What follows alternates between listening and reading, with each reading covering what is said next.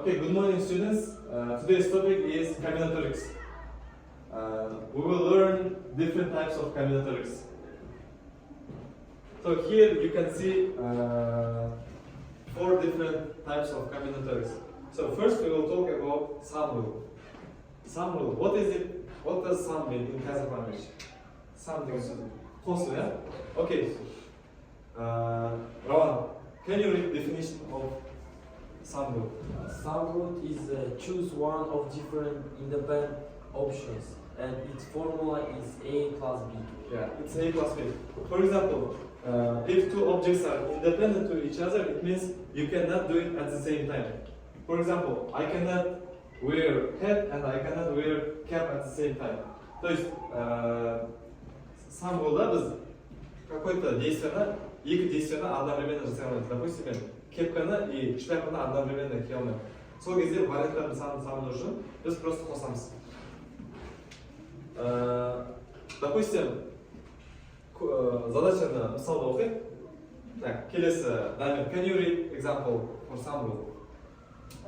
Example like 3 ways for tea or 2 ways for coffee. Like there is 3 types of tea and 2 ways to Coffee. and to make coffee, and the sum of rules it will be 3. Түсінді ма? Чайдың 3 түрі бар. Зеленый чай, ташкентский, қара шай, кофенің 2 түрі, капучино, латте. Біз бәрін 5 зат түрінде шығарамыз ба? Бізде 5 выбор бар. Okay, next. Product group. Choices occur together. Получается, события одновременно было. Допустим, на жақта бір пример айтайын. Вот, example. Can you read Нұрсұлтан?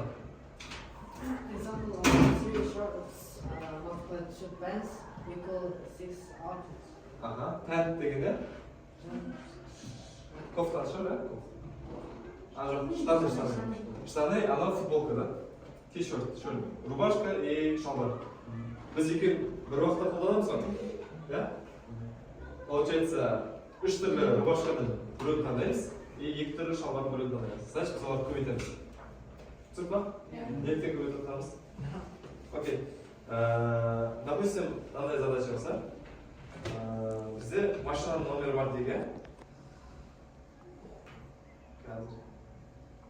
Машинаның номері болсын. Ол номер 3-еу сан и 2-еу әріптен тұрады. Сан, это әріп.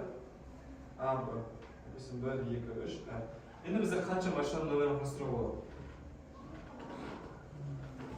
Бірінші клеткаға қанша выбор бар? 10 выбор бар, иә? 10 цифра бар ба бізде? Одан кейін 10 цифра бар, одан кейін 10 цифра бар, иә? Потом неше әріп бар ағылшын алфавитінде? 26 и 26 әріп. И бәрін бір-бірінен көбейтіп шығамыз. Но, ол жерде 0, 0, 0 и әріп дейтін вариант тоже есептеп кетеді ғой? Получается, осындай варианттардың саны неше? 26, 26 ба?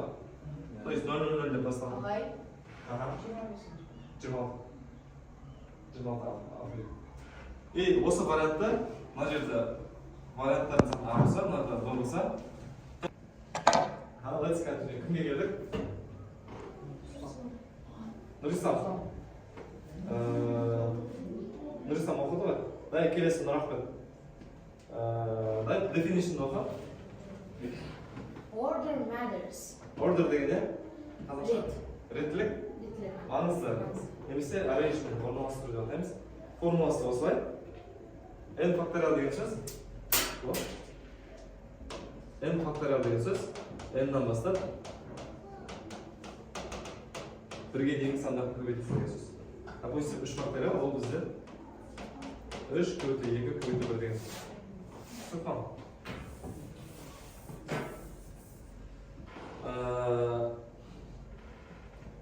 5 students. 5 students compete for 3 places. 5 оқушы This one, show. 3 орынға таласады. Допустим, Дінасыл, Әрсен, Мұхаммед, Нұрахмет и Рауан.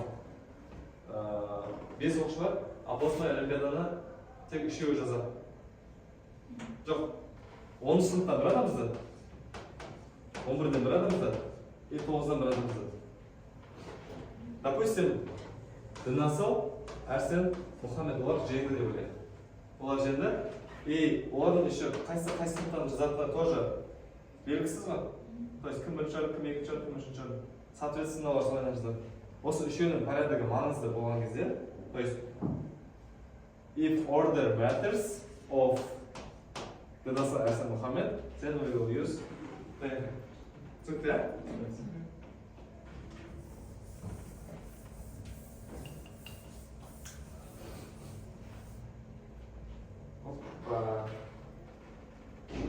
Бес оқушы үш орынға қалысады. Бірінші, екінші, үшінші орын. Okay, let's read next combination оқып жүр. Order doesn't matter. Формуласы осылай. ЦНК оқып жүр. Choosing 3 students for a team from 4. Бұл жерде маңызды ма, маңызды емес пе? Маңызды емес. Неге маңызды емес? Мысалға бізде бес адамнан үшеуін таңдау керек қой, иә мысалға. Бізде бірінші, екінші, үшінші, төртінші, бесінші де. Мысалға бізде 1, 2, 3, 3, 2, 1 десек, ол 400 адам ғой, иә. Бірақ біз оны уже басқа екінші вариантты қарастырамыз. Разные таныстырмаймыз. Одно и то же деп ойлаймыз. Допустим, сендер сыныпта отырсыңдар оқушылар, и сендердің ағаларынан 4 адамды Астанаға барады деп қабылдасақ. Допустим, Астанаға барады Рауан, Дамир, Нұрсұлтан и Нұрислам. Олар Астанаға барады. Жоқ оқушылар, Астанаға олар емес, Нұрислам, Нұрсұлтан, Дамир, Рауан барады десе, мен одно и то же айтатырмын. Олардың порядогы маңызды емес. 8 адамнан 4-еуін таңдадым, и олардың между собой ауысқаны маңызды емес болса, біз осы ЦНК-ны қолданамыз. Түсінікті ме? Okay, let's make some practice. Тақтаға ашайық. Мұхаммедке келдік. Мұхаммед, бірінші задача. Самру or продукту қандайсың? Бірінші анығы. Select one sport from 4 or 1 club from 3. Қайсы болады? Самру. Самру болады. Жаңа эстер жазсам. Бұны оқып көр. 3 types of pizza and 4 drinks. It's продукту. Продукту. Потому что пицца жеген кезде сен сок туда ішесің. Подейсің жаңа. Окей, жақсы. Келесі, Арсен. Екінші. How many liters codes can be made from ABCD if letters cannot repeat? Қай нені қолданамыз? Қай нені? ПНК. Неліктен қолданып тұрмыз ПНК-ны? Себебі бізде ордер метр маңызды. Ордер метр, потому что, допустим, телефонның коды А и Б ол другой код, Б и А и ол другой код, да? Сол сияқты 4 деген екеуін таңдайсың, и ол екеуінің орнына ауыстырған отдельный вариант болып саналады. Келесі сұрақ көр. Combination, choose 2 friends out of 6 to represent the class. Алдарып көр. Выбери, екі досын таңда. 6 оқушы бұның ішінен екеуін таңдаймыз. 6 оқушының ішінен екі досын таңда. Ол жерде біз ЦНК-ны қолданамыз, себебі ол жерде рентген маңызды емес. Жақсы. Дұрыс. Так, Арсен, дай мен саған тағы бір сұрақ қойсайын. Бірінші задачаны оқып, таңдап көр. How many 3-digit codes can be formed from digits 0 to 9 if digits can repeat? Қай рулды қолданамыз? Product, sum или қозғауға тұрып ойламыз.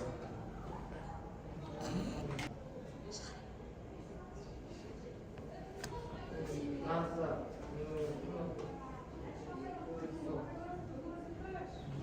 Понял? Равномыз. Qanday?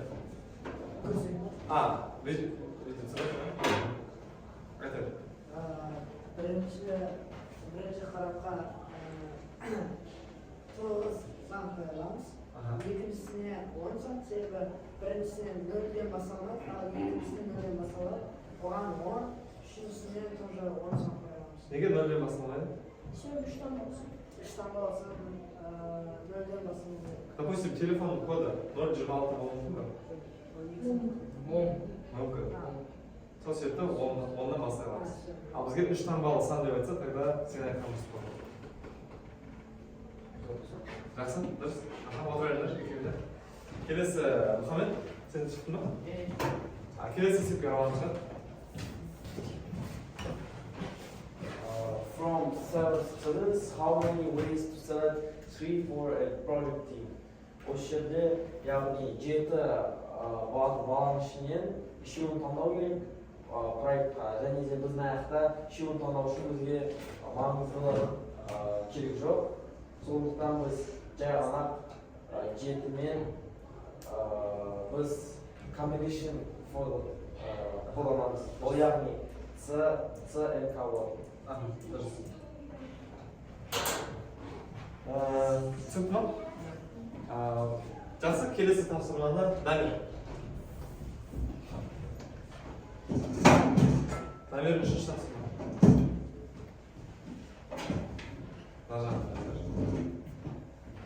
How many ways to award gold, silver, bronze to 8 runners?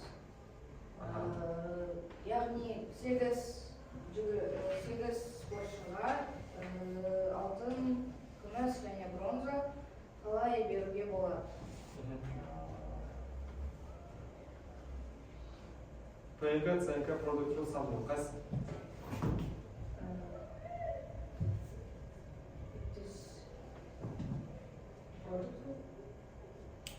ПНК. 8 оқушыдан 3 оқушыны таңдаймыз.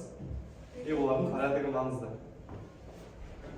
Типа 8-ден просто 3-ні таңдасақ ЦНК болады.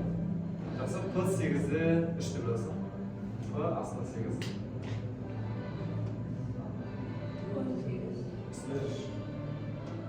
Жақсы, отыра ғой. Келесі задачаны кім кезегі келді? Нұрсұлтан ба? Нұрсұлтан задача шығарасың ба келесі 4-ті? Егер Нұрсұлтанда шықпаса, Нұрисам шығып. Нұрисам қолын көтеріп. Restaurant offers 3 soups and 5 main dishes. How many combinations? Third soup and this. Второй бар. Оны biz ikkovini birga qosib pishirmaymiz. So'ndықтан Нұрисам айтсын. Знаете, первый мен 5, второй делаем. Төртіншісінде төртеуінде қоямыз, типа второйында бесеуінде қоямыз. Бірақ бір өзен болғандықтан 4-5 көбейтіп, Жауап продукт болады. Сен первый жейсің, потом второй жейсің. Борщ жейсің, потом палау жейсің. Или борщпен манту, или борщпен лагман деген сияқты. Жақсы? Пауза. Енді оқушылар ойын ойнап жүрейік. Мына жерде сұрақтар жасалған. Рандомно любой сұрақ түсіп, біз оны қай салаға жататынын таңдауымыз керек. Давайте. Кім тоқтан шықсы келеді? Бірінші Рауан шықсын. Раскрыть етеді.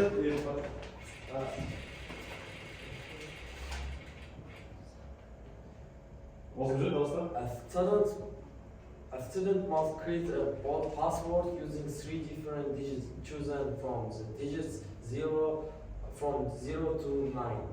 And in this exercise we use the formula of PNK because in this exercise we need bizga yaqin порядок ma'nosi sebep bo'lib bizga parol ma'noda. Shuning uchun biz PNK tanlaymiz. Дұрыс, PNK дұрыс екен. Жақсы. Так. Келесі задача кім шықты келеді? Нұрислам.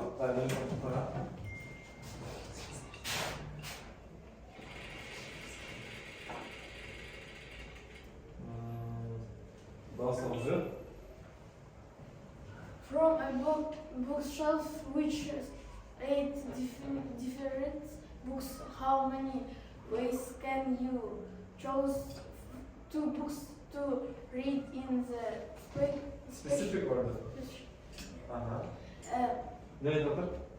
Бізге 8 кітаптың ішінен 2 кітап алу керек. Оны белгілі бір тәртіппен оқуымыз керек. Допустим, бірінші абай жолы, одан кейін қандай кітап оқисың? Ұшқандай. Абай жолы ұшқандай оқисың ба? Или ұшқандай абай жолы оқисың ба? Екеуі отдельно. Қандай формуламен шығарасыз? Себебі 2 кітаптың реттілігі беріп тұр. Қайсысы бірінші оқылады? Маңызды. Келесі дінастан шықсын.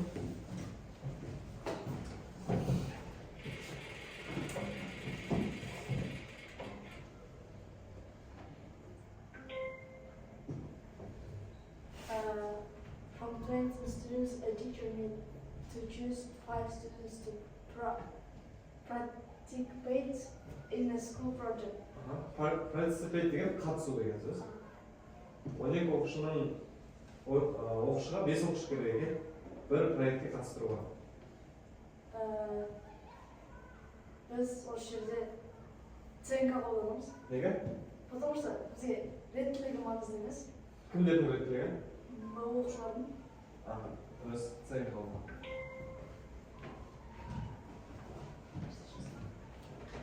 Жақсы, келесі нарқын шықсын.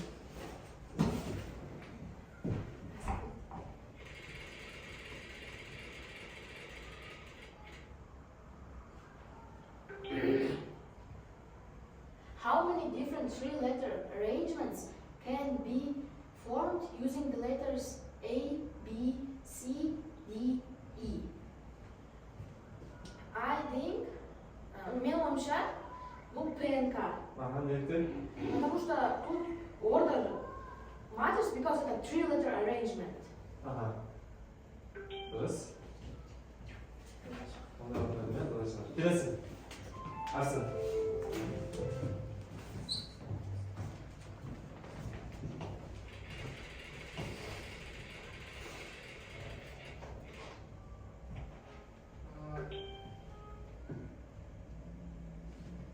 A commit of 4 students is selected from class of 12. Комитет деген сияқты. Комитет 4 адамнан тұратын комитет құралу керек. 12 адамнан. Осы жерде біз ценканы қолданамыз, себебі осы жерде қандай оқушылар қатысуы бізге бәрібір. Ол 4 оқушының ішінде ауыстырып кереміз. Сол үшін ценка қолданамыз. Келесі, Мұхаммед. Дальний расстояние жаздым.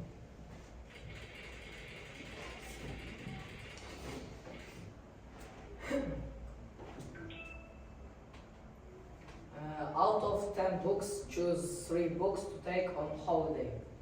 Неде тұр? 10 кітаптан біз 3 кітапты оқимыз, 3 кітапты аламыз демалысқа оқу үшін. Біздің ұшта, менің ойымша, бұл ценка. Себебі біз қандай кітапты рет осы жерде маңызды емес. Не нәрсені реті? Кітаптың реті. Неше кітаптың реті? 10 кітаптың реті маңызды. 3 кітаптың реті маңызды. Таңдалған 3 кітаптың ішіндегі реттілігі маңызды емес. Сол үшін ценка. Дұрыс. Келесі дайын.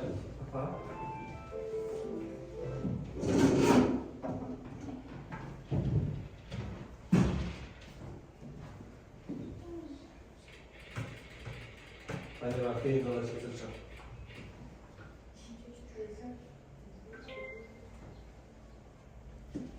There are 7 candidates for president, vice president, and secretary. How many ways to assign these positions? Like we have order, and because of this, it is. Задачаны аударып өтсек, не деп айтады? Яғни кандидаттар бар, и оның президент, вице-президент, сосын секретарь бар, и оларға рет бар ғой, оларды ішінде ауыстырамыз, содан бірінде Дамир президент болса, келесі вариантта Дамир вице-президент болуы мүмкін негізі. Келесі екісін қалпына айтып шығады. Нұрсұлтан.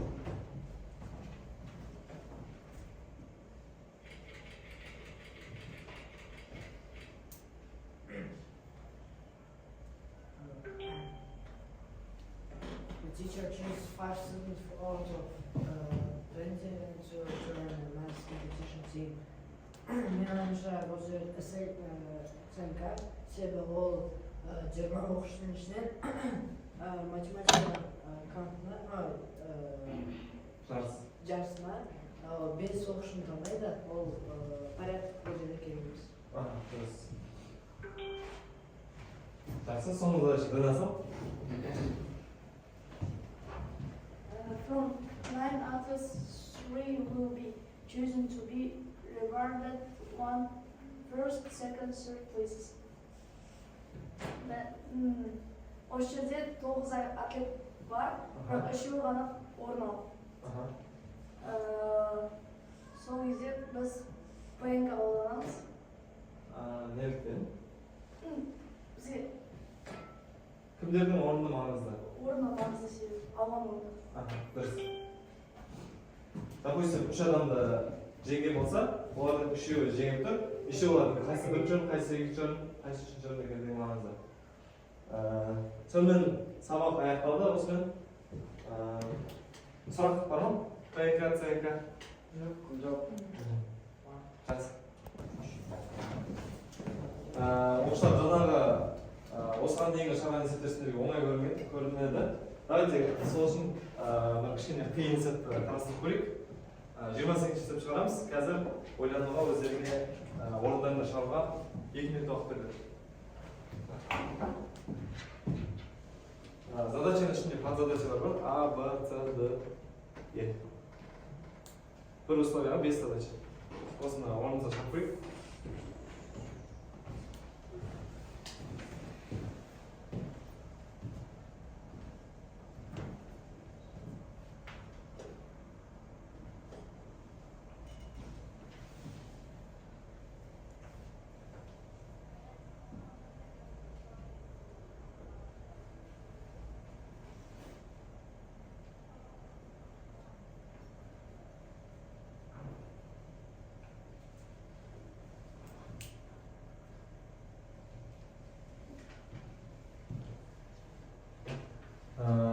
Задачаға байланысты сұрақтар бар ма? Условия түсініп ма? Code is divisible by 5 значит бірінші цифрасы 5 бола ма? Жоқ, код, допустим, 4 таңбалы кодты, ол 5-ке бөлінетін сан болу керек. Допустим, 2345 деген. А вариантына шығуға болады ма? Тақтаға ма? Болады. Оған болады. Так, мына жақтан. Сосаққа дейді. Бізде нақты белгісі Азиста бір жәшік бар, иә. Сол жәшікте бізде код бар, и сол код 4 цифрдан тұрады. Және де бізде цифрлар ол 0 мен 9-ның арасындағы. Және де айтады, ол сол кодты ұмыт етті, бізде неше комбинация арқылы таба аламыз. Егер де А вариантында бізде нақты сол код 5-ке бөлінеді деген информация беріп тұр. Яғни нақты бізде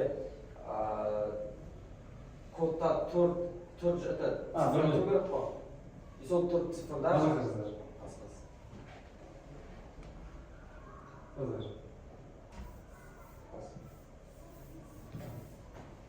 яғни бізде 4 жәшік бар, 4 цифр қоятын пространство бар.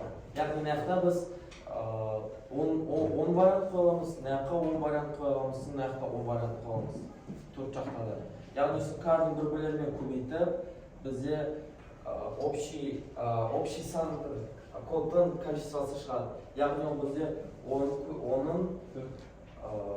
4 дәрежесі. Яғни ол бізде бүкіл способты қолданған кезде. Ал егер де біз белгісі бойынша ол код 5-ке бөлінеді, яғни біз оны сол кодты тек қана 5-ке бөлінетін сандарға қалдырамыз. Ол яғни 10-ды бөлеміз 5-ге, ол тең қас. 10-нан 3 дәрежесі көбейтілген 2. Ответ 2 болды. Түсінікті ма?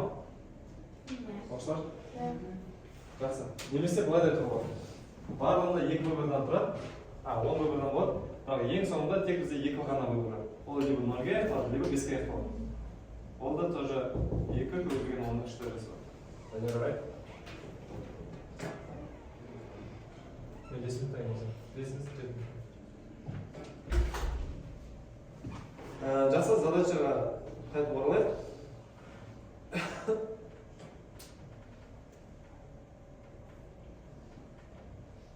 Так, енді келесі екінші задача.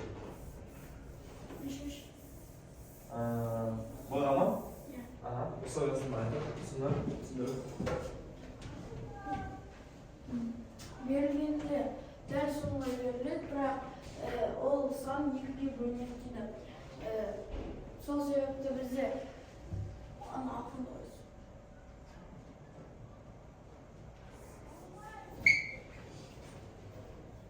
Точно 4 ячейкалы сандар қойылады, цифрлар қойылады. Мұнда 10 берен, нәрде де 10 берен, нәрде де 10 берен, нәрде тек жүк сандар, ол бізде 5 болады.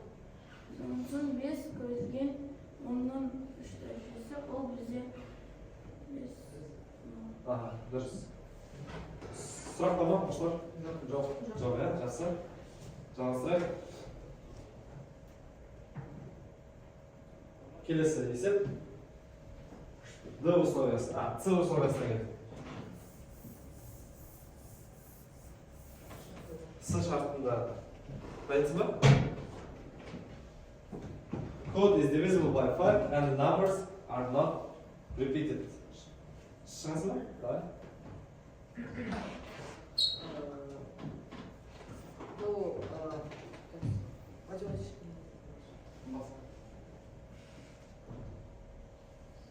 Бізде 4 ячейка бар, және де осы код 5-ке бөліну керек, және де ол сандар қайталамау керек. Сонда бірінші ячейкада 10 сан қойыламыз, ал екінші ячейкада қайталамайтындай 9 сан қойыламыз. Келесінде 8, ал соңғысына біз 5-ке бөлінетін 2 вариант, ол 0 мен 5, 2 вариант. Сонда осылардың көбейтіндісі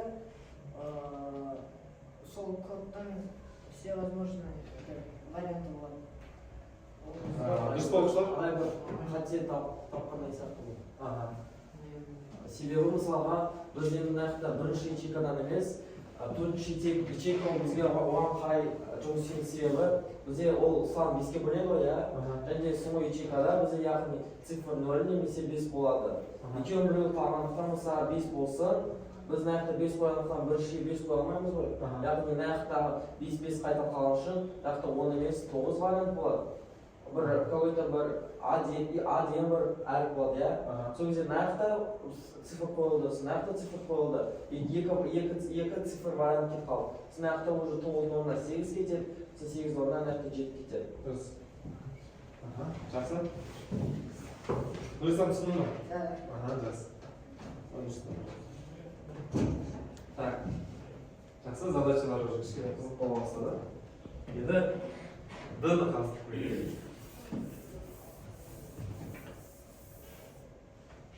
Д шартын қарастырып көрейік. A code is smaller than 5 мың. Divisible by 5 and numbers are not repeated. Цифрлар қайталанбайды, және ол цифрлар 5 мыңнан азырақ болу керек екен. Ойланып көрейік.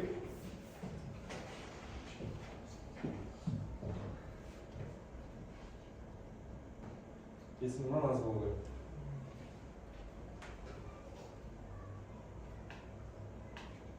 Дәптерге шығып көріңдер, бір минут уақыт кетсін.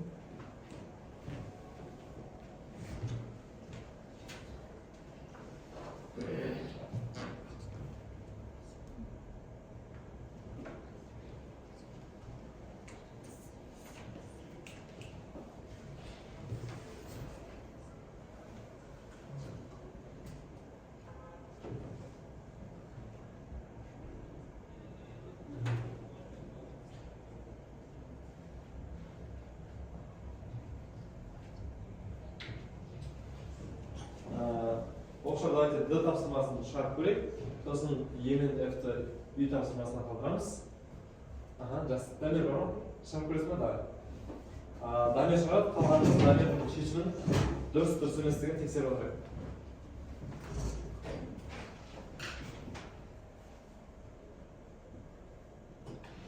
Ол беске бөліну керек. И 5.000-нан аз болу керек. Беске бөліну керек, е? Бөлінбеу керек. Сосын мына жерде біз 0 или 5-ті ғана қоямыз, мына жерде 2. Уже мына жерде тек 4 санды қоямыз, сол 1, 2, 3, 4. Сосын сандар тоже бірдей болмасы керек.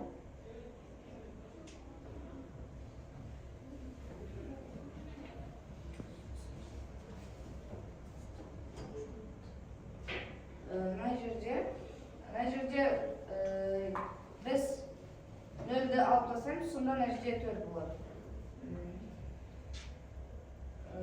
Мына жерде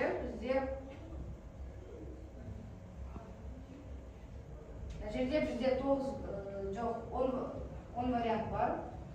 Өйткені біреуі ол 1, 2, немесе 3, немесе 4 болады. Дұрыс па балалар? Давайте задачаны былай қарайық. Екі бөлікке бөлек, соңғы цифрасы 0 болса, соңғы цифрасы 5 болса деп, екеуін отдельно қарастырайық. Солай іздеп көрейік. Бірінші 5-ке бөлінетін 2 тұр бар ғой.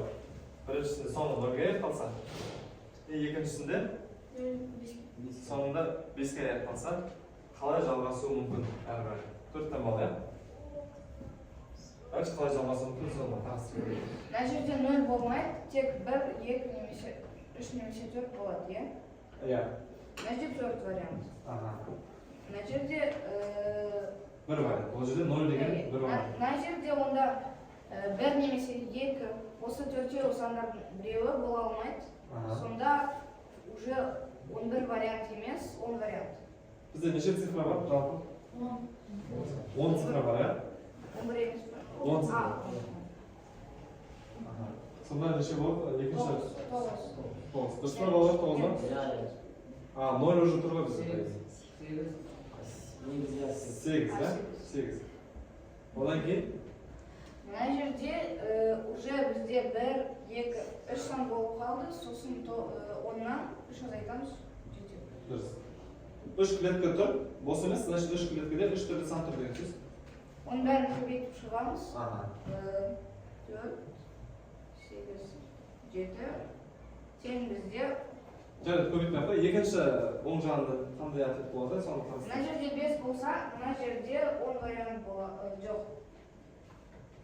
5 вариант болады. Қандай варианттар олар?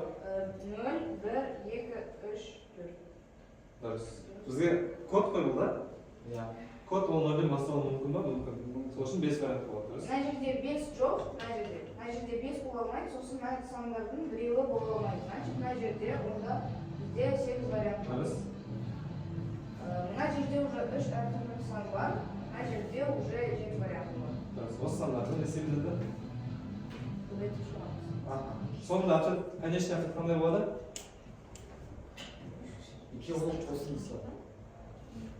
5, мына жердегі 5, ол 5 деген сан, ал мына жердегі 5 ол количествосы. Иә, мына жерде 1 бар. Мынау 5-тің мағынасы 0, 1, 2, 3, 4. Мына 5-тің мағынасы. Мына 5-тің мағынасы кәдімгі 5. Мына жерде сол мына 1 вариант қой астында. Бірге көбейтіп. Жақсы. Енді сонда конечный ответтен не істейміз? Жалпы бізде есептің шешімінде жауабы неше болады? 2-ні қосылса. 2-ні қосылса. Ол жерде как раз самый, екеуі одновременно орындала алмайды ғой. Мынаумен мынаны қосамыз, жауапқа. Задачаны 2 бөлікке бөліп алдық та, отдельно шығарып, екеуін қосамыз. Жақсы. Тақырып задачалар ұнады ма? Жақсы, Дамир, орта бар. сұрақ бар ма бүгінгі тақырыпқа байланысты? Жоқ. Жоқ, иә? Бұнда үй тапсырмасы, осы 28 тапсырмасының соңғы екі есебі. Қазір. 28 тапсырмасын E мен F-ті өз беттерінше шығарып көрсетеді, үйден болады.